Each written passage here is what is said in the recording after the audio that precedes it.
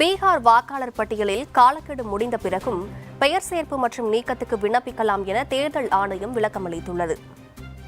பீகாரில் வாக்காளர் சிறப்பு தீவிர திருத்தப் பட்டியல் மேற்கொள்ளப்பட்டு 65 லட்சம் வாக்காளர்களின் பெயர்களை தேர்தல் ஆணையம் நீக்கம் செய்திருந்தது. இந்த நிலையில் வாக்காளர் பட்டியலில் பெயர் சேர்ப்பு நீக்கம் குறித்து விண்ணப்பம் அளிப்பதற்கு செப்டம்பர் 1ஆம் நாள் வரை அளிக்கப்பட்ட காலக்கெடு நேற்றுடன் முடிவடைந்தது. இந்த காலக்கெடுவை நீட்டிக்க கோரி ராஷ்டிரிய ஜனதா தளம், அகில இந்திய மஜ்லிஸ் கட்சி ஆகியவை உச்சநீதிமன்றத்தில் வழக்கு தொடுத்தன. இந்த வழக்கு விசாரணைக்கு வந்தபோது காலக்கெடுவை நீட்டிக்க முடியாது எனவும், அப்படி நீட்டிப்பது ஒட்டுமொத்த பணியையும் இறுதி வாக்காளர் பட்டியலை இறுதி செய்வதையும் சீர்குலைப்பதாக அமைந்துவிடும் என தேர்தல் ஆணையம் தரப்பில் வாதிடப்பட்டது. காலக்கெடு முடிந்த பிறகும் பெயர் சேர்ப்பு மற்றும் நீக்கத்துக்கான விண்ணப்பங்களை அளிக்கலாம் எனவும், ஆனால் அப்படி அளிக்கப்படும் விண்ணப்பங்கள் வாக்காளர் பட்டியல் இறுதி செய்யப்பட்ட பிறகுதான் பரிசீலிக்கப்படும் எனவும் விளக்கம் அளிக்கப்பட்டது. இதனை ஏற்றுக்கொண்ட நீதிபதிகள் பெயர் சேர்ப்பு நீக்கம் தொடர்பான விண்ணப்பங்களை அளிக்க தனிநபர்களுக்கும் அரசியல் கட்சிகளுக்கும் உதவுவதற்காக தன்னார்வலர்களை நியமிக்குமாறு மாநில சட்டப்பணிகள் ஆணையத்துக்கு நீதிபதிகள் கட்டளையிட்டனர்.